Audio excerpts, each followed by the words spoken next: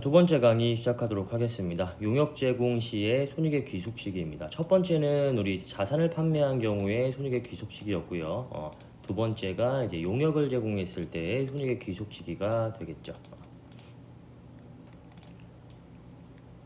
자, 첫 번째로 나오는 게 이제 건설공사 손익의 귀속 시기입니다. 여러분 나중에 이제 거래처에 건설업이 있을 때 요거 이제 여러분들이 적용하셔가지고 손익 귀속 시기 산정하셔서 올바른 과세 연도에 입금액으로 이제 적용을 하셔야 됩니다. 자, 기업 회계 기준은 원칙적으로 이제 진행 기준을 하고 있고요. 그 다음에 특례에 따르면 중소기업의 단기건설공사는 인도 기준으로서 선택이 가능하다라고 나와 있죠. 법인세법을 보시면요, 장단기 불문하고 무조건 진행 기준입니다. 자, 특례적으로 중소기업이 수행하는 단기건설공사의 경우에는 신고조정으로서 인도 기준 적용이 가능하다라는 거 기억하셔야 되고요. 진행률 계산이 불가능하다고 인정되는 경우로서 기획재정부령으로 정하는 경우에는 단 인도 기준을 적용할 수가 있다라는 거. 하지만 여러분 이 경우는 거의 없습니다. 그래서 조그마한 반가로 1번은요. 법인임에도 불구하고 장부를 작성하지 않는 경우는 뭐 실무상 거의 없는 경우이기 때문에 이 경우는 뭐 흔히 발생되는 경우는 아니라고 생각하시고 그냥 넘어가시면 되고요. 단기 건설은 1년 미만의 건설을 말한다. 일단 요거는 기억하셔야겠죠. 자, 건설공사 세무조정 경우의 수를 한번 보도록 할게요. 비중소기업의 경우에는 세법은 그냥 무조건 진행기준입니다. 따라서 회사가 진행기준으로 계상을 했을 때에는 별도의 세무조정이 발생이 되지 않겠죠. 반가로 1번 보시면 손익기준은 동일할지라도 계약 원가 또는 계약 수익 등의 차이가 있는 경우에는 뭐 세무조정이 발생될 수가 있겠지만 손익의 귀속 시기만 놓고 비교를 해보게 된다면 별도의 세무조정은 발생되지 않습니다. 만약에 회사에서 완성 기준으로 적용을 했다라고 한다면 그때는 별도의 세무조정이 발생이 되겠죠. 자, 중소기업의 경우에 단기의 경우에 진행기준으로 계상을 했으면 세법 진행기준이기 때문에 인정되고요. 하지만 인도 기준으로서 신고조정이 가능하기 때문에 만약에 세법에서 신고조정을 하겠다, 우리는 인도 기준을 적용을 하겠다라고 한다면 세무조정이 발생이 되겠죠. 자, 단기에 인도 기준으로 적용을 했을 때 세법도 인도 기준 적용하시면 되고요. 장기의 진행 기준일 때 진행 기준, 그리고 장기에 만약에 인도 기준을 적용했을 때에는 세법상 진행 기준을 적용을 하게 됩니다.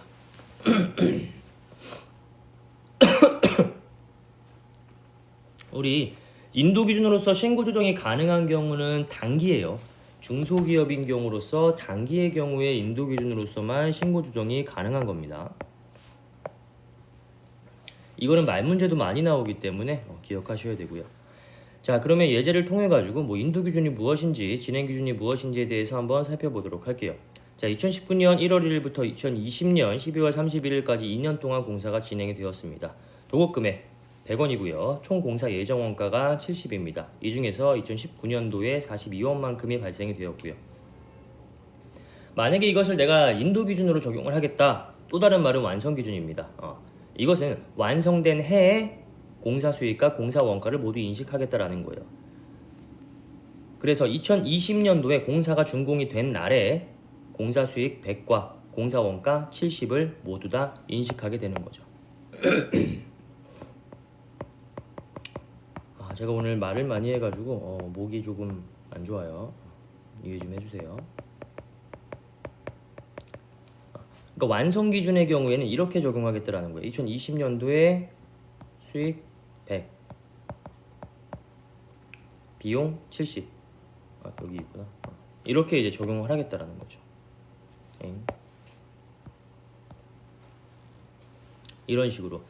진행 기준 같은 경우에는 진행률 산정해 봤을 때 일단은 19년도에 공사원가가 42원이기 때문에 19년도에 공사원가 42원 나누기 총공사 예정원가 70 하면은 19년도에 진행률이 60%가 나오게 되죠. 그러면 19년도에 수익 100 곱하기 60% 하시면 60 나오게 되고요. 그 다음에 19년도에 비용을 42원만큼 실제로 들어간 거니까 42원 그대로 써주시면 되고요. 20년도에 수익은 100 총금액 도급금액 100 중에서 19년도에 인식한 금액인 60 차감하시면 40 나오고요. 20년도에 비용은 총공사 예정원가 70에서 42원만큼 19년도에 인식한 거 차감하시면 28원 나오게 되겠죠. 그래서 진행 기준에 따르면 이렇게 인식하겠다라는 거죠. 여기 60, 40 인식하고요. 여기 42, 28 이렇게 인식하겠다 이런 내용이죠. 그래서 장부에 어떻게 계상되었는지 한번 문제에서 제시된 대로 살펴보시고요. 그 다음에 세법상으로 이게 비중소인지 단기인지 장기인지를 구분하셔가지고 세법상 인정되는 기준에 맞게끔 우리는 처리를 해주시면 되겠죠. 만약에 차이가 난다라고 한다면 그에 대한 세무조정 진행해 주시면 되고요. 자, 그 다음에 두 번째로 예약매출 손익의 귀속시기입니다. 요거는 이제 아파트 신축 분양하실 때 분양업 하시는 분들이 언제 입금을 인식해야 되느냐 이 차이예요. 그러니까 여러분들 요 큰 틀을 아셔야 돼요. 이게 분양사, 시행사라고 하거든요. 가 있고 그 다음에 건설회사, 시공사가 있어요. 요게 이제 건설회사예요. 그 다음에 소비자. 자, 이게 아파트라고 한다면 분양사가요 분양을 해가지고 소비자한테 판매를 하는 거예요. 아파트 판매. 그럼 건설사는요? 건설사는 건설 용역 제공해 주고요. 그에 대한 대가 받는 거예요. 우리가 지금 방가로 1번에서 살펴봤던 건설공사의 손익의 귀속식이 있죠. 요거는 이 건설사 얘가 적용하는 규정이고요. 그 다음에 우리가 지금 배우는 예약매출의 손익 귀속식이 있죠. 요거는 이 분양사, 시행사가 적용하는 규정이에요. 아시겠죠? 그래서 얘가 소비자한테 이 아파트를 판매를 했을 때 어떻게 이 손익을 인식할 것이냐, 그거를 이제 우리는 공부를 하게 되는 거예요. 1번에서 봤던 게 시공사, 건설사에 대한 손익을 언제 귀속시킬 것이냐, 이것을 이제 공부한 거고요. 그래서 요거는 반드시 아셔야 돼요. 여러분 나중에 그 기장하실 때에도 이 사람이 시행사인지 시공사인지 분양하는 회사인지 아니면 건설업인지 요거 이제 반드시 체크를 하시고 가셔야 이 규정을 제대로 적용을 할 수가 있겠죠.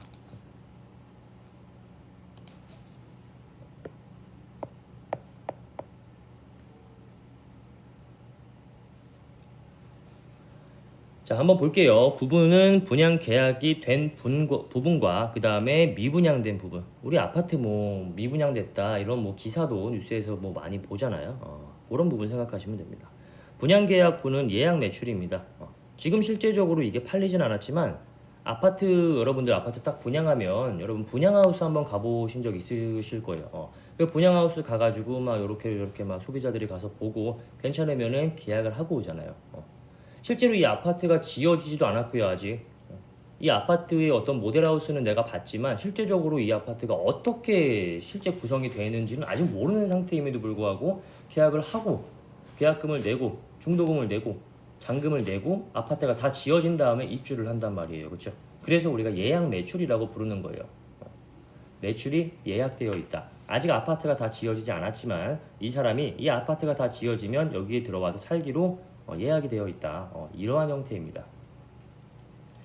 자, 법인세법에서는 원칙적으로 진행 기준을 적용을 하고 있지만 중소기업 단기건설의 경우에는 인도 기준으로서 신고 조정이 가능합니다. 특례의 경우에 기업 회계 기준에 따라 가지고 만약에 인도 기준을 적용을 했다라고 한다면 세법에서도 인도 기준 적용을 해주고 있습니다. 원칙은 진행, 특례는 인도 기준 기업 회계 기준에서 적용하면 세법도 인정하겠다. 단 중소기업의 단기건설 같은 경우에는 인도 기준을 신고 조정으로서 가능하게 하겠다. 이런 의미가 되겠고요. 그 다음에 미분양분은 이거는 뭐 예약되어 있는 게 아니잖아요. 누가 사겠다고 아직까지도 얘기한 사람이 없어요. 아파트가 완성이 될 때까지도 이거 미분양 상태인 거예요. 그러면 이 아파트가 다 지어지고 나서 실제로 물건이 팔릴 때 이때 손익을 인식하시면 되겠죠. 그래서 인도 기준인 겁니다. 자, 예약매출 세무조정 경우의 수를 한 번씩 살펴보시면 될 것 같고요. 자, 그 다음에 자산 임대로 인한 손익의 귀속 시기입니다. 단기 임대료 그리고 장기 임대료.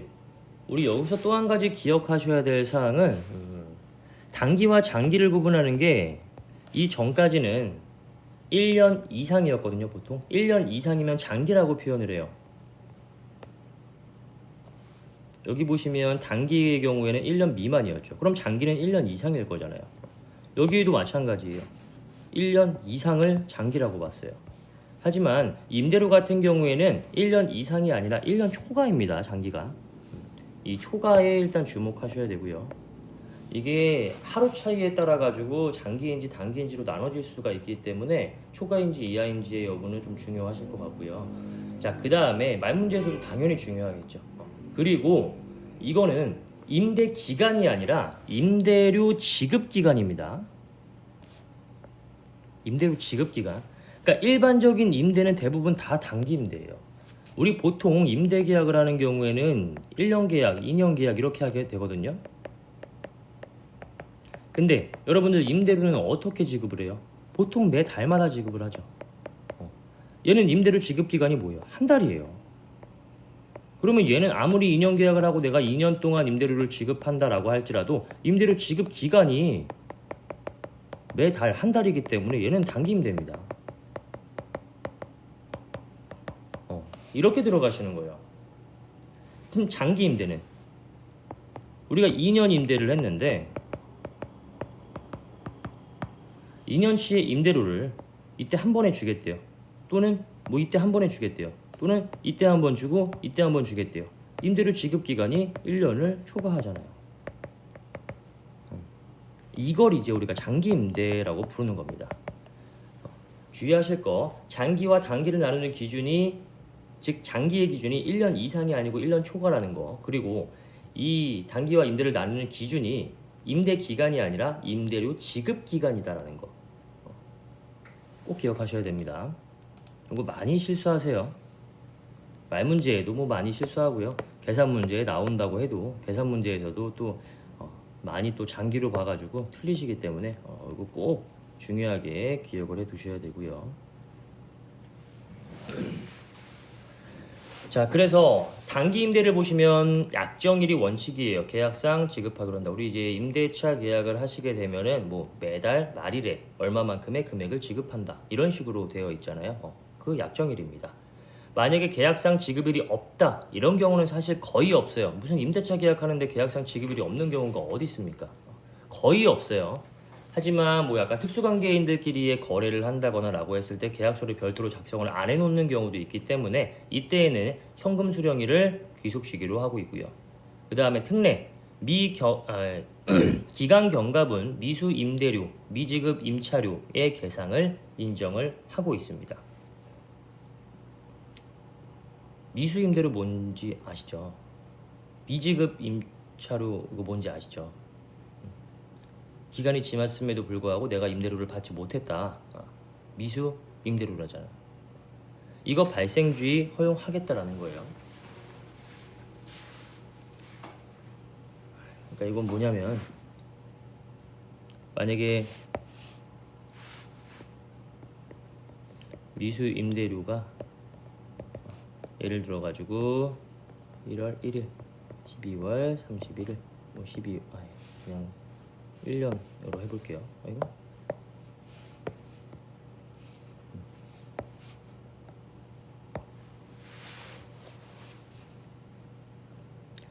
자, 1월 말이 됐어요.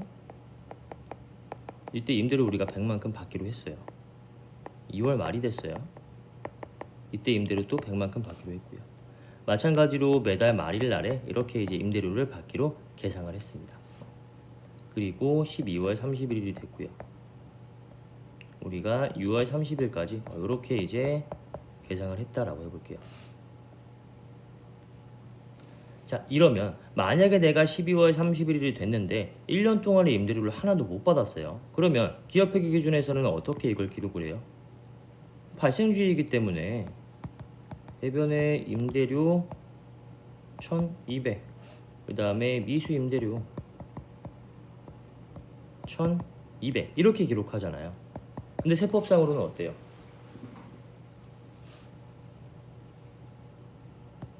장부에서 이렇게 미수 임대료를 계상해 놓은 경우에 세법도 이거 그대로 인정하겠다. 이런 이야기입니다. 그렇기 때문에 세무조정은 별도로 발생되는 게 없다라는 이야기고요. 미수임대료 미지급 임차료를 계상해 놓은 경우에 세법도 이것을 그대로 인정하겠다. 이러한 이야기입니다. 자, 그 다음에 장기 임대료의 경우에는 그냥 무조건 발생주의입니다. 기간 경과분 임대료 상당액 비용을 단기에 입금 송금으로 하겠다라는 거고요. 자, 단기와 장기의 기간 판단 시에 기준이 되는 것은 임대 기간이 아니라 임대료 지급 기간이라는 걸 주의하셔야 되고요. 따라서 임대 기간이 1년을 초과하더라도 매월 임대료를 수령하는 경우에는 지급 기간이 한 달이기 때문에 단기 임대료로 판단을 하셔야 됩니다. 자, 밑에 예제 한번 볼게요. 2019년 1월 1일부터 2020년 12월 31일까지 임대를 했습니다. 이때 성급 임대료를 받았어요. 즉 2년치 임대료인 2,400원만큼을 임대 개시 시점인 2019년 1월 1일 날에 받게 된 거예요. 자, 현금주의를 먼저 보시면 현금 받은 때 언제예요? 19년도 1월 1일. 그러면 19년도에 임대료 2,400만큼을 한 번에 인식해 주시면 되고 2020년도에 별도로 인식하실 임대료는 없겠죠. 발생주의에 따르면 19년도에 임대료 어떻게 계산해야 돼요? 총 임대 기간 24개월분에 19년도에 12개월만큼 임대가 되었기 때문에 24분에 12 하셔가지고 1200 이렇게 계산하셔야겠죠. 2020년도에 임대료도 마찬가지고요. 자, 그 다음에 금융손익의 귀속시기입니다. 자, 양가로 1번에 이자 수익 나오죠. 이자 수익의 원칙은 소득세법상 이자 수익의 수입 시기입니다. 소득세법상 이자는 약정주의 또는 현금주의로 손익의 귀속 시기를 인식을 하고 있습니다. 단 금융보험업을 영위하는 법인의 경우에는 실제로 수입된 날에 하고 있고요. 자, 특례를 보시면은 기간경과분 미수이자 계상 시에 즉 발생주의를 허용하겠다라는 건데 단 원천징수되는 이자는 기간경과분에 대한 미수이자를 허용을 하지가 않습니다. 요거 일단 여러분들 별표 쳐놓고 꼭 기억을 해두셔야 되는 내용이에요.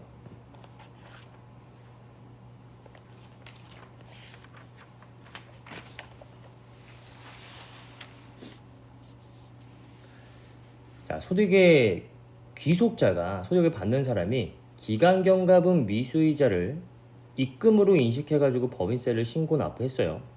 그러면 소득을 지급하는 사람이 원천징수 의무자는 실제로 그 이자를 지급할 때 이를 차감한 금액을 원천징수해야 되는 불편함이 따르게 되겠죠.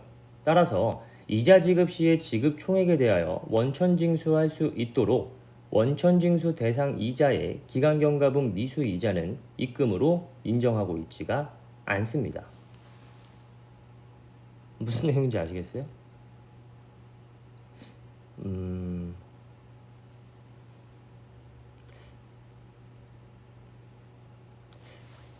그러니까 쉽게 말해서 미수이자라고 나오잖아요. 그러면 세법에서는 미수이자를 인정하지 않는다. 이렇게 일단 기억을 해두시면 될 것 같아요. 대부분의 이자가 원천징수가 되는 이자거든요. 아니, 국외 예금 이자가 이제 원천징수가 되는 이자거든요. 그래서 요거 빼놓고는 나머지의 미수이자는 다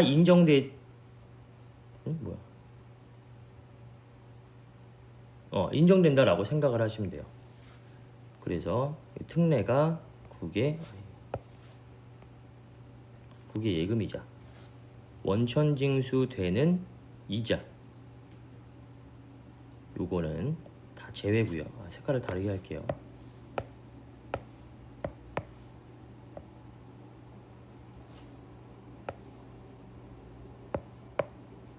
파란색이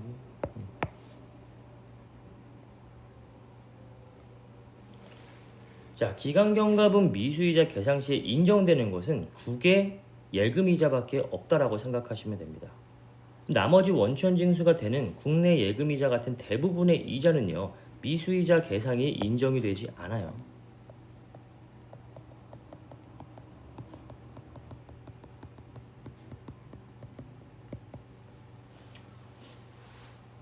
저는 이거 하나하나 설명하는 거를 좀 좋아하기는 한데 이것도 설명하면 조금 길어지기 때문에 아까 제가 했던 말 있죠. 그거를 한번 반복해가지고 들어보세요. 이게 원천징수의 사실 불편함 때문에 이런 규정이 생겨난 거거든요. 어떤 법률적인 어떤 의도가 있는 건 아니고요.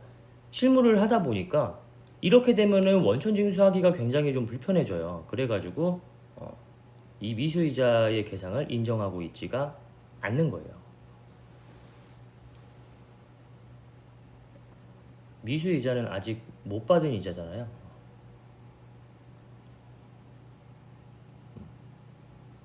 근데 아직 이 못 받은 이자를 법인세로서 이미 신고해가지고 납부를 해버렸다. 이렇게 된다면 나중에 그 사람이 이자를 지급할 때, 이자를 지급하는 자가 이자를 지급할 때 이것만큼은 차감한 금액을 원천 징수를 해야 될 거잖아요. 무슨 말인지 아시겠어요? 그래서 그냥 이자 지급 시에 지급 총액에 대해서 원천 징수를 하도록 미수이자를 입금으로 인정하고 있지가 않은 거예요. 이거는 약간 여러분들이 그 원천 징수에 대한 내용, 소득세에 대한 내용을 조금 이제 알고 들으셔야 될 내용 같아요. 그래서 일단 이렇게 이해하시면 돼요. 국외 예금이자 빼놓고 원천 징수가 되지 않는 국외 예금이자 빼놓고 나머지의 이자들은 모두 미수이자 계상을 인정하고 있지 않다. 이렇게 기억하시면 됩니다. 요거는 말 문제로 굉장히 많이 나오기 때문에 꼭 기억하셔야 돼요.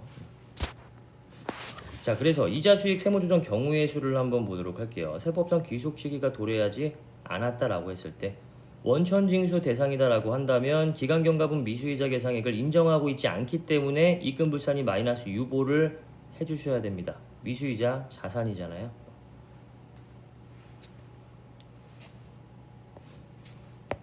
이거 하나하나 다 설명하면 너무 길어져가지고 안 하려고 했는데.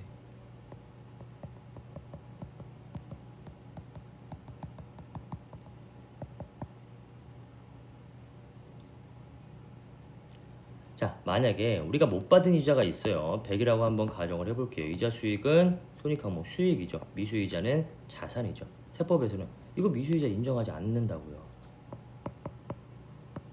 그러면 세법상 세무조정 어떻게 나와야겠어요? 빨간색 항목, 이거 빨간색 항목이잖아요. 이거 제외하고 나머지 금액만 하면 왼쪽에 있으면 무조건 오른쪽에 있겠죠. 장부상의 분계를 세법상의 분계로 바꿔보면 미수이자가 오른쪽에 나올 테니까 오른쪽에 있으면 무조건 송금산입이라고 했었죠. 입금불산입 같은 거예요. 미수이자가 자산이니까 마이너스 유보 이렇게 해주시면 되겠죠. 원천징수 대상이 아니다라고 한다면 이거 그대로 인정하기 때문에 별도의 세무조정은 없겠지만 대부분의 국내 예금 이자는 이제 원천징수가 되는 이자이기 때문에 미수이자 계상을 인정하지 않는다. 그래서 세법상 귀속 시기가 도래하지 않았음에도 불구하고 미수이자를 계상을 해놨다라고 한다면 그냥 무조건 입금불산입 또는 송금산입 마이너스 유보 해주시면 됩니다. 자, 세법상의 귀속 시기가 도래했다라고 했을 때 귀속 시기 도래액만큼 세법상에 입금이 되기 때문에 귀속 시기 도래액을 수익 계상을 하지 않은 경우에 입금산입 유보해 주시면 되겠죠. 자, 예제 한번 볼게요. 비영업 대금이익이 120원이 있습니다. 요거 2019년 7월 1일부터 2020년 6월 30일까지에 대한 이자 비영업 대금이고요. 그 다음에 이것을 2020년도 6월 30일에 이자를 지급하기로 약정을 했습니다. 2019년도 12월 31일자에 할 수 있는 회계 처리 한번 볼게요. 이때 기간 경과분 미수이자를 기업회계 기준에 따라서는 계상을 해야 되잖아요. 6개월 동안 발생한 이자에 대해서 이자 수익 60 인식하시고요. 아직 이걸 실제로 못 받았기 때문에 미수이자 60 이렇게 기록을 하셔야겠죠. 세법에서는 인정하지 않죠.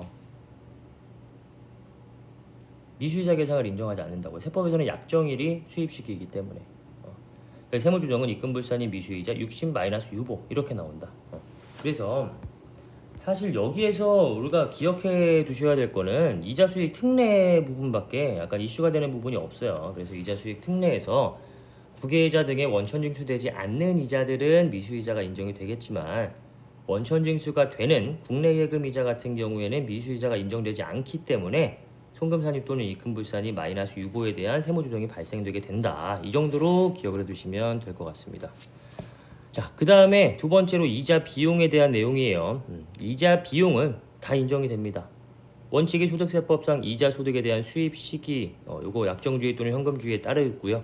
특례로서 미수이자를 계상을 했을 때 발생주의로서 허용을 해주고 있습니다. 그래서 대부분의 이자 비용은 별도의 세무조정이 발생이 되지가 않아요. 자, 배당소득 한번 볼게요. 소득세법상 배당소득의 귀속시기 그대로 따르고 있고요. 매출 할인 아까 했었고요. 금융보험업에서의 수익보험료 현금주의구나 라고 기억하시면 되고요. 투자회사의 발생주의 적용 수익 뭐 금전등록기 설치법인 이런 거 그냥 뭐 이런 게 있구나 라고 그냥 한 번씩만 읽어보시면 됩니다. 자, 그 다음에 정기오류 수정 손익이에요. 결산상 처리에 불문하고 법인세법상 해당 항목의 원칙적인 귀속 시기에 따라서 정기오류 수정 손익 인식해 주시면 됩니다. 이거는 여러분들 제가 추가적인 설명이 필요하기 때문에 별도의 노트 필기를 통해서 살펴보도록 할게요.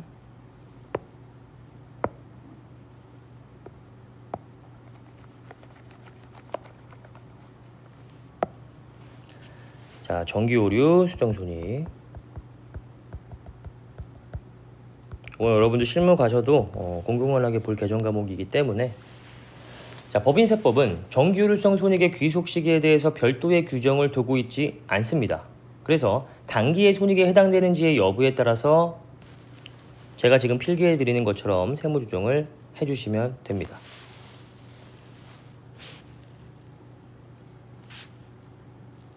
이것을 단기 수익 비용으로 적용하는 경우, 그리고 2월 이익 잉여금의 증가 또는 감소로 적용하는 경우, 이렇게 두 가지 나눠지고요. 일단 회계 처리된 것을 보면 첫 번째 경우가 이제 정기 오류,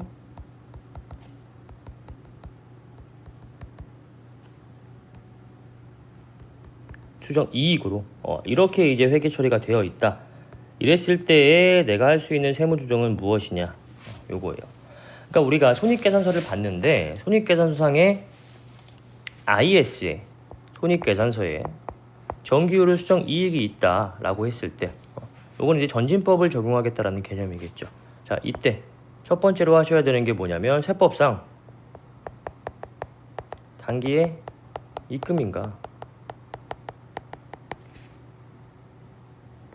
만약에 이 세법상 단기의 입금이다라고 한다면 별도의 세무조정은 없어요.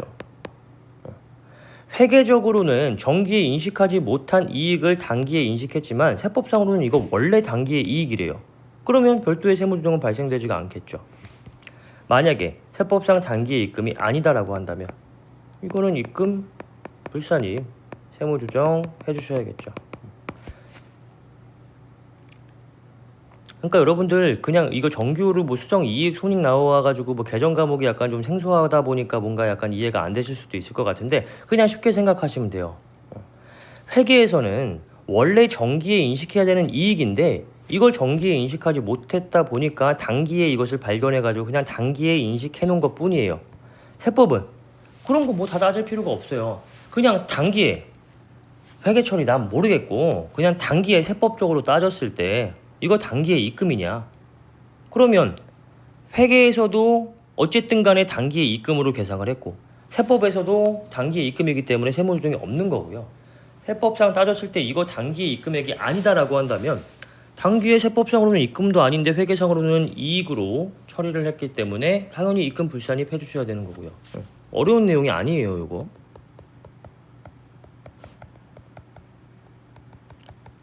정기오류 수정 손실은 뭐예요? 정기에 여기서 정기라고 하는 거는 여러분들 무조건 작년은 아닌 거예요. 그 더 이전이 될 수도 있어요. 어쨌든 단기 이전에 내가 손실로 기록을 해놨어야 되는 건데 이것을 내가 그때 인식하지 못해가지고 올해 이걸 발견해가지고 올해 내가 이것을 비용으로 인식을 했다라는 개념입니다. 이때 못 따지겠어요? 세법상 단기의 송금인가? 세법은 뭐 어떻게 회계 처리했는지 몰라요. 그냥 이거 계상했대요. 그럼 이거 그러면 세법적으로 따졌을 때 단기의 송금이야? 맞으면 세무조정 없고요. 이거 단기의 송금 아니야. 그러면 송금 불산입이죠. 아니 쉽잖아요. 우리 이거 여러분들 어떻게 보면 법인세 처음에 공부하실 때 입금 불산입, 송금 불산입 이거 공부하신 거 기억나시죠? 그거랑 똑같아요. 장부에서 수익으로 기록해놨어요. 세법상 수익이래요. 세무조정 없겠죠. 똑같으니까. 장부에서 수익으로 기록했어요. 세법상 수익 아니래요. 그러면 세법상의 수익을 차감하는 입금 불산입 이렇게 조정하시면 되는 거잖아요. 아니 여기에 지금 수익 100 플러스 100 기록했는데 얘도 플러스 100이래요. 올해 세무조정 없죠. 얘는 이거 올해 입금 아니래요. 그러면 마이너스 100이라는 조정해 주시면 되는 거잖아요. 어려운 게 전혀 아니에요. 그냥 용어만 생소한 거예요. 마찬가지로 손실도 얘가 이거 2020년도라고 그냥 가정해 볼게요. 2020년도에 비용으로 계상을 했어요. 마이너스 100을. 근데 세법상으로 따져보니까 이거 원래 단기에 인식해야 되는 송금이래요. 그럼 세무조정 당연히 없겠죠. 근데 세법상 따져봤을 때 이거 단기에 마이너스 100으로 인식하면 안 되는 거예요. 그러면 플러스 100을 해주시면 되잖아요. 세무조정으로. 어려운 내용이 없죠. 자, 두 번째 내용이에요. 이번에는 단기의 수익과 비용으로 이것을 정기후로 수정 이익과 손실을 기록한 게 아니라 이익 잉여금으로 적용한 경우 이거는 재무상태표에 나와 있겠죠.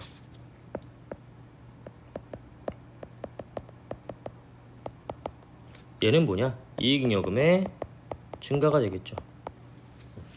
자, 이때는 첫 번째로 우리가 위에서 봤던 세무조정을 하시기 전에 1차적으로 세무조정을 해주셔야 됩니다. 일단 무조건이에요. 입금사님 기타 넣어요. 그냥 무조건 이거 세무조정해요.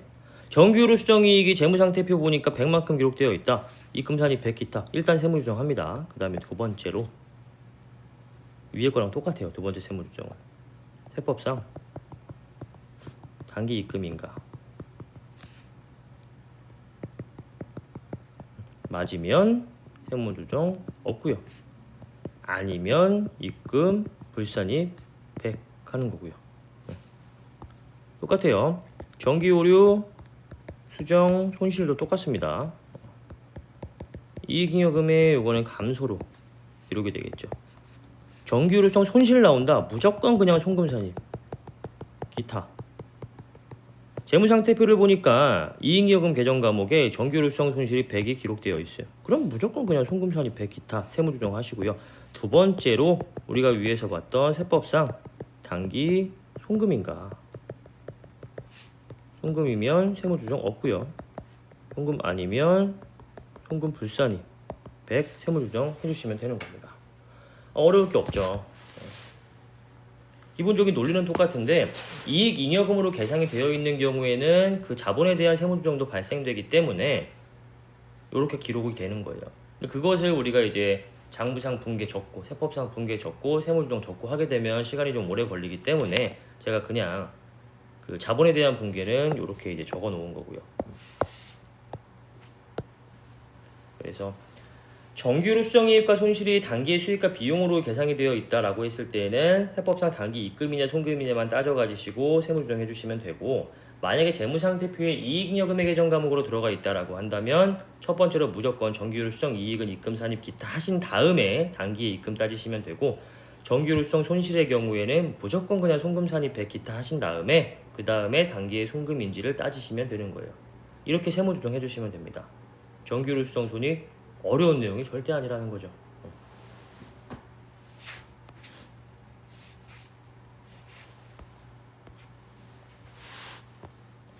자, 그 다음에 조세 환급금에 대한 환급 이자는 취소 결정이 확정된 날이 속하는 사업연도.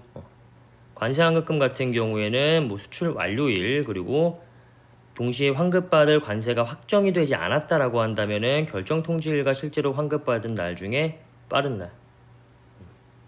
자, 손익귀속 시기 세무조정의 팁입니다. 수익비용의 상대 계정 과목은 자산 또는 부채이기 때문에 손익귀속 시기에 대한 세무조정을 하게 되는 경우에는 유보 또는 마이너스 유보로 처분이 되게 됩니다. 그래서 손익귀속 시기 나오면 뒤에 우리가 소득 처분하는 내용을 잘 모르겠다라고 한다면 그냥 가산조정이면은 유보, 차감조정이면 마이너스 유보 이렇게 해주시면 됩니다. 자, 여기까지 하고요. 15주차 강의는 마무리하도록 할게요. 요거 여러분들 잘 들어보시고 제가 올려드린 문제까지도 한번 잘 풀어보시고요. 손익귀속 시기에 대한 이 어떤 문제는 이렇게 푸는 거구나 라는 정도로 이제 기억을 해주시면 될 것 같아요. 자, 그리고 16주차에는 이제 보강주거든요. 요거는 이제 강의 시간이 조금 부족한 경우에 추가적으로 올리는 그러한 기간이 될 거고요. 이때는 제가 그냥 별도의 강의를 올릴 거예요. 그냥 어떤 제가 초반에 이제 창업자들, 싱글 사업자들 초반에 미팅할 때 이러이러한 거 좀 고민해 보시면서 사업자 등록하시고, 그 다음에 사업자 등록한 후에는 이러이러한 것들을 이제 유의하셔가지고 앞으로 사업을 하셔야 됩니다. 이러이러한 증빙들을 챙기셔야 됩니다. 이렇게 이제 이야기하는 것들이 있어요. 그래서 그거 내용 그냥 올려드릴 거예요. 그거는 제가 출석 체크는 별도로 진행하지 않을 겁니다. 보강주기 때문에. 우리가 지금 배우고 있는 법인세와는 이론적으로 그렇게 크게 관련되어 있는 내용은 아니에요. 그냥 여러분들이 나중에 실무하셨을 때 상담하실 그런 부분, 또는 여러분들이 실제로 사업을 하신다고 하셨을 때 알아두셔야 되는 내용들, 그러한 내용들 그냥 간략하게 올려드릴 거기 때문에 그냥 들을 분들만 한번 들어보시고요. 지금 너무 시험 준비하기도 빠듯하고 해가지고 지금 못 듣겠어요 하시는 분들은 그냥 안 들으셔도 돼요. 그리고 나중에 여러분들 이거 방학하셨을 때 혹시나 심심하시게 되면 요즘에 밖에도 못 나가잖아요, 잘. 혹시나 심심하시게 되면 나중에 내가 이게 취업을 하거나 아니면은 세무사 사무실에 들어가거나 세무사가 되거나 아니면은 사업을 하게 되었을 때 이런 부분을 유의해 가지고 내가 상담을 해드려야 되는 거구나, 아니면은 이런 부분을 유의해 가지고 내가 사업을 해야 되는 거구나, 이런 거 조금 이제 기본적인 틀 잡으실 때 좋은 내용이기 때문에 나중에 한번 들어보시면 좋을 것 같고요. 그리고 우리 이제 기말고사는 다다음 주에 올라가게 되겠죠. 다다음 주에 제가 객관식 문제랑 주관식 문제 조금 해가지고 이렇게 올려드리게 될 거고요. 그거 공지 제가 이제 올려드리면서 다다음 주 화요일에 올려드리면서 마감 기한을 적어드릴 거고요. 그 기한 내에 여러분들 한글 파일 다운 받으셔가지고 답안 작성하신 다음에 중간고사와 마찬가지로 저한테 이제 이메일로 답안지 제출해 주시면 돼요. 제출하신 다음에 제가 보통은 이제 마감 기한까지 많이 확인을 하려고 하는데 제가 또 이제 여러 가지 일들에 또 치이다 보니까 그걸 마감 기한까지 확인을 못 해가지고 이제 실제로 이제 여러분들이 보냈는데 잘못 보내가지고 주소가 좀 안 맞거나 아니면은 보냈는데 어떻게 어떤 경우가 있었더라, 또 어쨌든 어떤 경우로 해가지고 실제로는 다 제출을 했는데 제가 이제 그때까지 확인을 못 하다 보니까 여러분들도 실제로 잘 갔는지 안 갔는지 모를 거 아니에요. 제가 안 온 분들한테는 별도로 이제 연락을 하거든요. 아직까지 오지 않았다, 또는 파일이 열리지 않는다, 이런 것들을 이야기를 해요. 그래서 제가 그 기한까지 다 확인하고 나서 그 다음에 이제 답안을 이번에는 올려드릴 생각이에요. 그 기간 때문에 이제 답안 공개는 조금 늦어질 수가 있다라는 것만 기억해 두시면 될 것 같고요. 다음 주에 열심히 기말고사 좀 준비를 해보시고, 기말고사는 범위를 알려드려야 되는구나. 기말고사는 그냥 처음부터 끝까지라고 생각하시면 돼요. 어차피 우리 비대면 시험이잖아요. 비대면 시험이면은 그냥 모품북이잖아요. 관련된 내용 그냥 보시면서 여러분들이 풀면 되는 내용이기 때문에 그냥 전과목이라고 생각하시면 되고요. 문제 푸시면서 이러이러한 게 중요한 내용이었구나 라고 다시 한번 상기하는 그러한 시간을 가지셨으면 좋겠어요. 자, 그리고 별도의 질문이 혹시나 있으신 분들 같은 경우에는 개인적으로 연락을 주시면 될 것 같고요.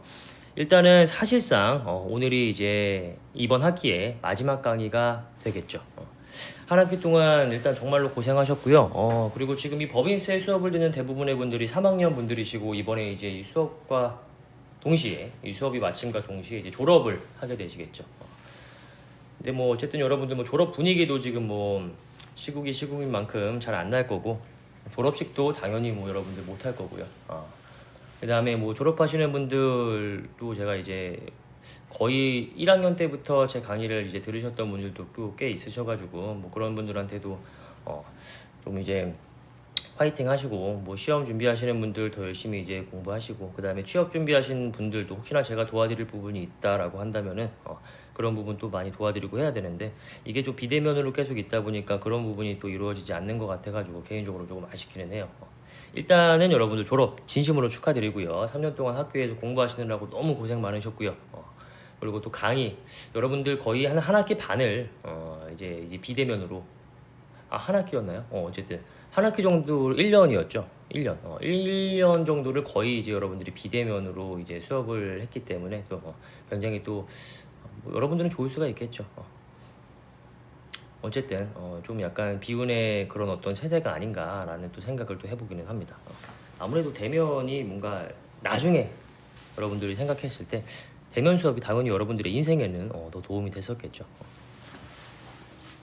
자, 어쨌든 수업 들으시느라고 굉장히 고생 많으셨고요. 혹시나 이제 뭐 여러분들 실무하시면서 뭐 이제 뭐 막상 실무에 들어가 봤더니 뭐 이러이러한 게 잘 이해가 안 되더라, 뭐 이거 어떻게 하는지 도저히 모르겠더라 하시는 분들 저한테 질문하지 마시고요. 이거를 제가 예전에 혹시나 실무 나가셔가지고 저한테 배우셨던 분들 중에서 뭐 실무 나가셔가지고 이렇게 일을 해봤는데 뭐 모르시는 게 있거나 하면 일단은 뭐 주변에 그 선배님들한테 좀 이제 물어보고 같이 근무하시는 선임들한테 한번 물어보고 안 되면은 뭐 거기에 있는 세무사님들한테 한번 뭐 물어보면서 일을 해결하는 게 당연히 맞지만 처음에 가가지고 이제 좀 그게 질문이 좀 쉽지 않을 수가 있잖아요. 그래서 조금 이제 적응이 안 되고 약간 그분들이랑 좀 서먹서먹하고 어색할 때 그때 뭔가 해결이 안 되는 게 있으면 뭐 연락을 주세요. 제가 뭐 조금 이제 알려드리도록 할게요. 이렇게 했는데 연락이 너무 많이 왔어요. 그래가지고 제가 저희 업무보다 약간 그거에 대한 답변을 되게 많이 이제 해드렸던 적이 있어가지고 웬만하면 질문하지 마시고요. 정말로 주변에 아무도 질문할 사람이 없고 내가 이거를 지금 다 빨리 해결을 해야 되는데 도저히 이제 답이 없다, 식은땀이 막 난다, 이런 분들에 한해서 제가 몇 가지의 그런 어떤 질문만 받도록 할게요. 모른다고 무조건 저한테 제가 그 사무실의 세무사는 아니잖아요. 저도 제 사무실이 따로 있고 하기 때문에 무조건 그렇게 질문을 하지 마시고요. 어쨌든 고생 많으셨고요. 오늘 수업은